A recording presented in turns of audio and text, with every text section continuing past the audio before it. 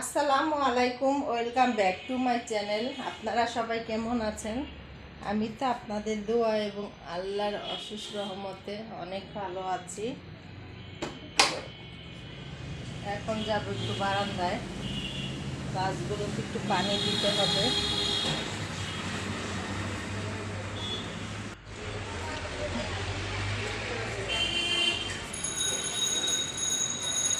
গাছগুলোকে একটু পানি দিব।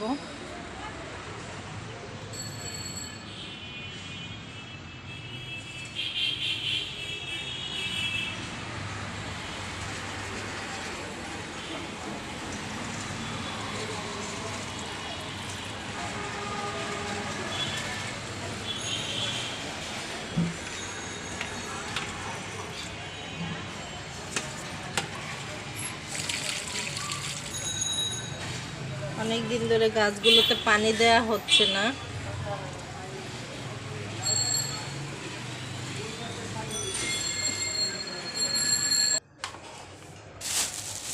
তো অলরেডি আমি পাকঘরে চলে এসেছি। যা যা বাজারগুলো এনেছে সব আমি গুছিয়ে নিচ্ছি। তো এখানে দেখা যাচ্ছে যে এনেছে, ফল এনেছে, আপেল, পেয়ারা, বড়ই, নতুন বড়ই উঠেছে সেটাও এনেছে। তো এগুলো একটু গুছিয়ে রেখে দিচ্ছি, তারপর আমি রান্নাটা করব। তো কমলা ছেলেটা খায়, মেয়েটা কমলা ধরেই দেখে না, খায় না। তো বলেছি যে অল্পই আনতে, বেশি কমলা না আনতে। আর শীতের দিনে কমলাটা ঠান্ডা, মালটাটা খেলে অবশ্য ঠান্ডা লাগে না। তো যাই হোক, কমলা এনেছে, অল্পই এনেছে। আর পেয়ারা ছেলেকে একটা কেটে দিয়েছি, ও খাচ্ছে। আর এখানে সব নামিয়ে নিচ্ছি। ছেলেটা আবার পেয়ারা খায়, পেয়ারা দেখলে খেতে চায়। তো আর কোনো কিছুই খাবে না, এখানে পেয়ারাই খাবে। আর এই সবেদা ফল আর ওই যে শাকালু, বড়ই, এগুলো আমারই খেতে হবে, আমি খাবো। বাচ্চারা ফল টলও খেতে চায় না, কোনো ফলই খেতে চায় না। ছেলেটা পেয়ারা খায়, মেয়েটা তো কোনো কিছু ধরেই দেখে না। আর এই সবেদা ফলটা আমি খুব পছন্দ করি। তো ওর বাবার চোখে যখনই পড়ে তখনই সে নিয়ে আসে আমার জন্য। আর নতুন বড়ই এনেছে। তো সবই আমি খাই। এখানে যা যা আছে, কমলা, পেয়ারা, সবেদা। তো এখানে মটরশুঁটি এনেছে, এগুলো এখন বেছে নিতে হবে, কারণ মাংসটা আমি মটরশুঁটি দিয়েই রান্না করব। তো এখন আমি রান্না শুরু করে দিব।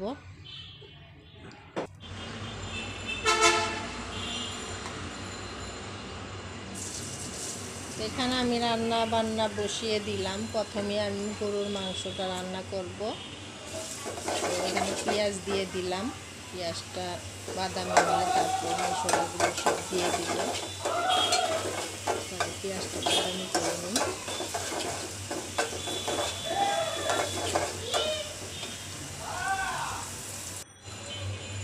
এখানে পেঁয়াজটা বাদামি হয়ে গিয়েছে। এখন আমি এর সাথে বাটা পেঁয়াজও দিব, যেহেতু আমি সাদা কোরমা রানবো, গরুর মাংস কোরমা। তো এটাতে আমি বাটা পেঁয়াজটা দিলাম। আর এই পেঁয়াজটা অল্পই দিয়েছি। তো এই পেঁয়াজটা ভালো করে আমি ভাজতে হবে, তা নাহলে পেঁয়াজের একটা গন্ধ আসবে। এই জন্য পেঁয়াজটা ভেজে নিচ্ছি ভালো করে। তো এখানে আমি পেঁয়াজটা বাদামি হয়ে গেছে, এটাতে আমি আদা রসুন দিয়ে দিলাম। সাদা কোরমা রান্না করছি, তো একটু আদা রসুনটা বেশি দিচ্ছি। আর এটাতে দিব আমি ধনিয়া ফাঁকি আর জিরা ফাঁকি। আর বেশি কিছু দিব না, কারণ এত সব মশলা দিলে অনেক গন্ধ হয়ে গেলে ওর বাবা আবার খেতে পারে না। এবং আদা রসুন ধনিয়া জিরা দিয়ে আমি সাদা কোরমাটা রান্না করব। এখানে মশলাটা ভালো করে কষাবো। একটু পানি দিয়ে দিলাম।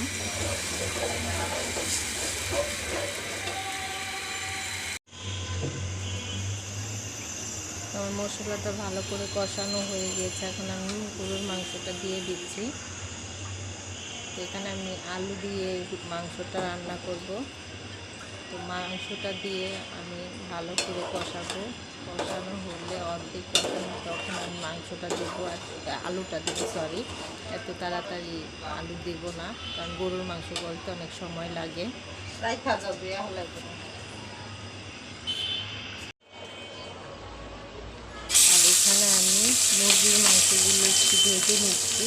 এটা দেশি মুরগি, তারপর আমি একটু ভেজে নিচ্ছি। ভেজে নিলে মাংসটা খেতে একটু ভালো লাগবে। এটাও আমি সাদা করেই রান্না করব, লাল করে রান্না করব না। এটাও একটু টাইপের হবে, রোস্ট টাইপের হবে মনে হয়। মাংসটাকে ভেজে নিচ্ছি, সবগুলো মাংস আমার সাথে দিয়ে দিয়েছি। তো এটা আমি সাদা করে এটাও রান্না করবো, কারণ আমার ছেলেকে রোস্টটা করে রান্না করলে খুব পছন্দ করে। আবার একেবারে ঝোল যে কষা একটা মাংস আছে সেটা বেশি খেতে চায় না। তো অনেক আগে খেয়েছিল, খেতে একবার খেয়েছে, তারপর থেকে বলি না আমি এটা খাবো না।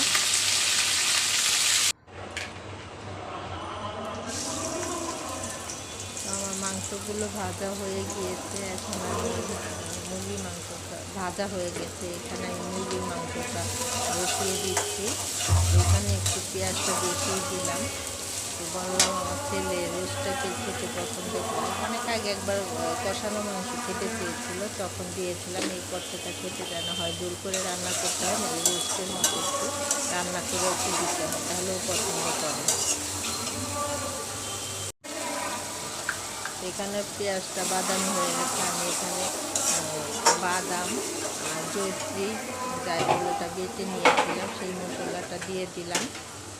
তো এখন দিয়ে দিব আদা রসুন, ধনিয়া গুঁড়া দিব, আর দিব মনে আসতেছে না, গুঁড়া মরিচের গুঁড়া, সেটা দিয়ে দিব একটু মরিচের গুঁড়া। আর আমি এটাতে একটু গোলমরিচ বেটে এটার সাথে দিয়েছিলাম। তো এটার মধ্যে আরও কিছুটা আছে, আমি এটা একটু ভালো করে পানি দিয়ে দিলাম। তো এটা আমি বলেছি যে রোস্ট টাইপের রান্না করবো, এই জন্যই মাংসটা একটু ভেজে নিয়েছি। তো এখন দিয়ে দিলাম তেজপাতা, গরম মশলা, এলাচি, এগুলো দিয়ে দিলাম। তো এটা মশলাটা আমাকে কষাতে হবে, যেহেতু এটাতে অনেক ধরনের মশলা দিয়েছে। এখানে ধনিয়া গুঁড়া দিয়ে দিলাম, মরিচের গুঁড়াটাও দেব। তো এটা আমি ভালো করে কষাবো। কষানোর পরে মাংসটা দিয়ে আরও পানি দিয়ে মাংসটা আমার সিদ্ধ করতে হবে, যেহেতু বেশি মুরগি, এটা গলতে সময় লাগবে। তো এটাতে আমি বেশি করে পানি দিয়ে দেব।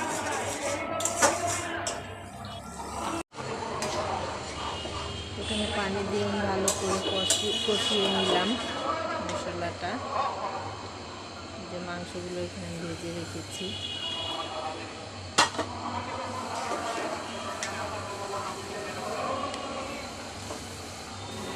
ওই চুলাতে আমি গরুর মাংস তরকারিটা বসিয়ে দিয়েছি, এখানে পানি দিয়ে দিয়েছি। এখনও মাংসটা গলেনি, ভালো করে গলার পরে আলুগুলো দিয়ে, নতুন আলু দিয়ে আমি এটা গোল করে রান্না করবো কোরমা।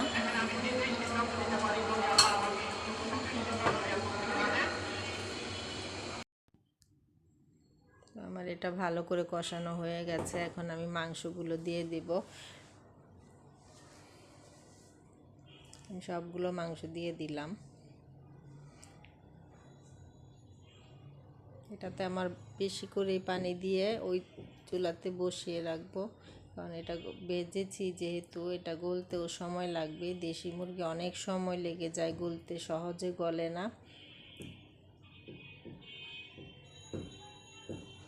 তো এটাতে আমি একবারেই বেশি করে পানি দিয়ে দিব, বারবার পানি দেবো না, কারণ এটাতে মশলাটা ভালো করে আমি আগেই কষিয়ে নিয়েছি। তো এখানে আমি বেশি করে পানি দিয়ে দিলাম।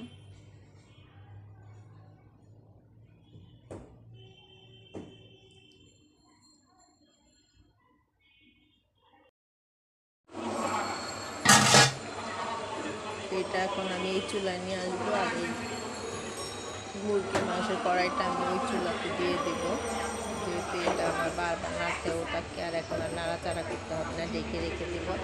আর এটাও আমার কষানো হয়ে গিয়েছে ভালো মতো।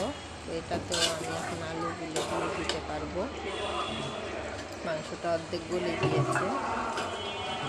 এখন আমি আলুগুলো দিয়ে দিচ্ছি। যখনই আমি কথা রেকর্ডিং করতে বসি তখন আমার উপরে ক্লাসে এত আওয়াজ করে যে বলার মতো না। চতুর্দিকে তো একটি গাড়ির আওয়াজ, তারপর আবার উপরের একটা আওয়াজ, মানে আমি কথাগুলো ঠিক মতো বোঝেন কি না আপনারা তা আমি বলতে পারবো না, বোঝা যায় কিনা।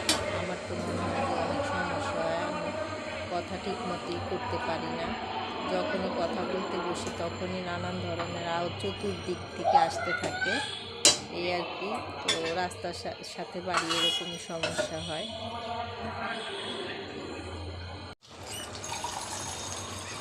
তো আলুগুলো দিয়ে আমি ভালো করে এটা কষাচ্ছি।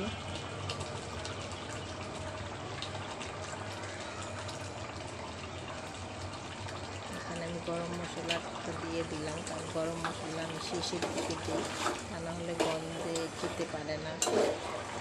সবসময় বলে যে আনাম দিবা না, এগুলো গুঁড়ো করে দিবা। তো এই তরকারিতে যদি আমি গুঁড়াটা দিতাম তাহলে এই তরকারিটা কালো হয়ে যেত, দেখতে খুব খারাপ লাগতো। তো আমার ঘরে টক দই ছিল না, এটাতে টক দইও দিতে হয়। টক দইটা আমি দিতে পারলাম না। আর এখানে দিয়ে দিব কিছু কাঁচামরিচ, কারণ সাদা তরকারি, এটা যদি ঝাল না হয় খেতেও ভালো লাগে না, মিষ্টি মিষ্টি লাগে, এই জন্য বেশি করে কাঁচামরিচ দিয়ে দিলাম।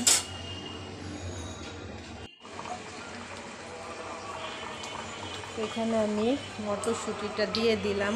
মটরশুঁটি আর আলু দিয়ে এটা আমি রান্না করব। বাবা মটরশুঁটি দিয়ে খেতে পছন্দ করে, যখন এনেছে আমাকে আগেই বলেছে যে মাংসতে মটরশুঁটি দিও। তো আমি ভেবেছিলাম পোলাওতে হয়তো দিব।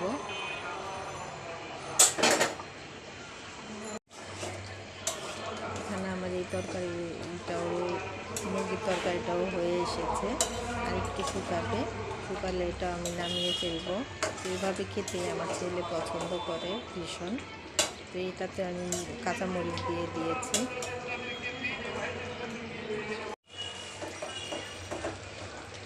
এটাকে আমি নেড়ে চেড়ে দিচ্ছি ভালো করে, যাতে নিচে লেগে না যায়।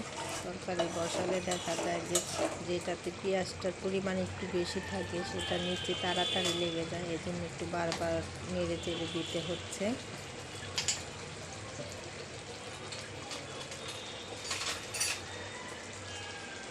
এটাকেও নামিয়ে ফেলবো। তো এখন আমি বসাবো পোলাওটা রান্না করলে আবার সালাদ কাটতে হবে, সালাদটাও কেটে নিতে হবে। তো তাড়াতাড়ি করে রান্না করছি, আর বাবা আবার খেতে চলে আসবে। আমি গরম মশলা, এলাচি একসাথে দিয়ে দিয়েছি আগে থেকে।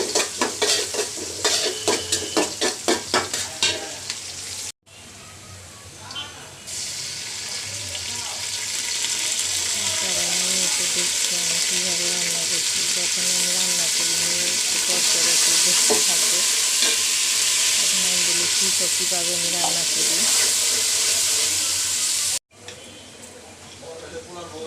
মশলাটা কষানো হয়ে গেছে, চালগুলো দিয়ে দিচ্ছি। আমি দেশি পোলাও রান্না করি না, কারণ একবেলা খেলে দ্বিতীয়বার আমার ছেলেমেয়ে খেতে চায় না পোলাও, এই জন্য এরকম রান্না করি যাতে খেয়ে ঠিক মতো হয়ে যায়, না থাকে।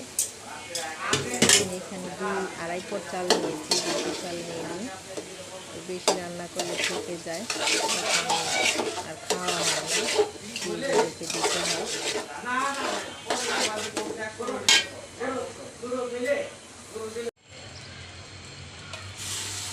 তো পানিটা আমি গরম করে নিয়েছিলাম পোলাওতে দেওয়ার জন্য, পানিটা দিয়ে দিলাম।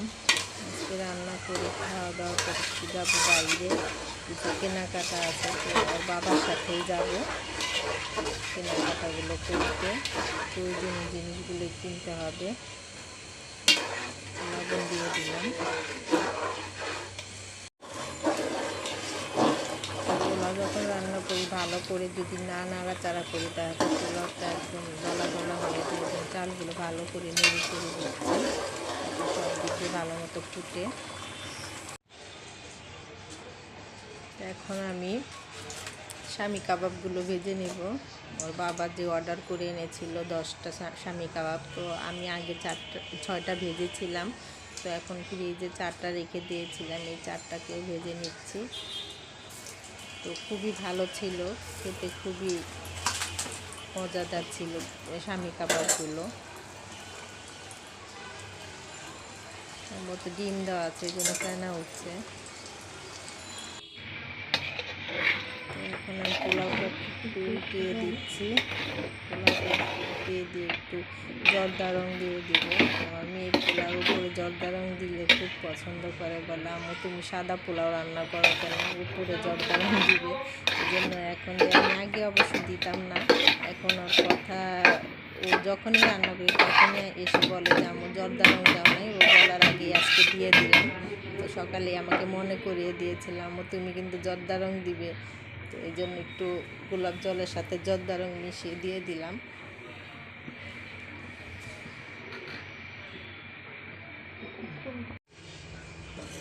তো এখানে অনেক ফেনা উঠে গেছে, সম্ভবত স্বামী কাবাবটা যখন সে তৈরি করেছিল তখন এটাতে ডিম দিয়েছিল। তো আজকে আমি কোনো ডিম এটাতে করিনি, তারপর অনেক ফেনা উঠছে। তো এখানে আমি সালাডটা কেটে নিয়েছি। আমার কাবাবটাও ভাজা হয়ে গিয়েছে, এখন কাবাবগুলো তুলে নিচ্ছি। ফেনার জন্য দেখাই যায় না যে আমি কোথায় রেখেছি, কাবাবগুলো কোথায় আছে। তারপরে আমি আন্দাজে তুলে নিলাম, এত ফেনা উঠে গিয়েছে যে বলার মতো না। আমার রান্না বান্না কমপ্লিট।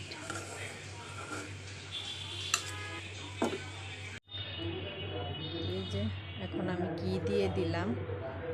যখন আমি পোলাওটা রান্না করেছিলাম তখন তেলটা একটু কম দিয়েছিলাম, কারণ আমি অল্প তেল দিয়ে রান্না করি, পরে উপরে ঘি দিয়ে দিই। আর এক এক সময় আমি উপরে পুরাটাই ঘি দিয়ে রান্না করি। তো আজকে অল্প তেল দিয়ে রান্না করেছি আর উপর দিয়ে ঘি দিয়ে দিলাম, তো একটা সুন্দর ফ্লেভার আসে ঘিয়ের, তো খুব ভালো লাগে। তো এই ছিল আমার আজকের রান্না বান্না। এখন শেষ, খাওয়া দাওয়া করবো, খাওয়া দাওয়ার পরে আবার আপনাদের সাথে কথা বলবো।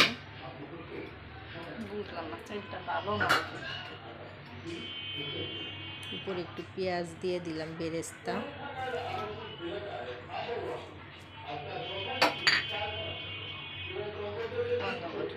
তো ভিউয়ার্স, আজকে পর্যন্তই। আজকের ভিডিওটি আর বড় করব না, বাইরে গিয়েছিলাম, কিছু কেনাকাটা দরকার ছিল, তো কেনাকাটা করে আমি চলে এসেছি। তো কেনাকাটা যা যা এনেছি কালকের ব্লগে আপনারা দেখতে পারবেন। তো আমার এই ভিডিওটি যদি আপনাদের ভালো লেগে থাকে লাইক করবেন, শেয়ার করবেন এবং কমেন্টসের মাধ্যমে জানাবেন। আর বেশি বেশি করে কমেন্টস করবেন, আর অবশ্যই জানাবেন আমার এই ভিডিওটি আপনাদের কেমন লেগেছে। আর পাশে থাকা বেল বাটনটি প্রেস করে দিবেন যাতে আমার নতুন নতুন ভিডিওগুলো আপনাদের কাছে সাথে সাথে পৌঁছে যায়।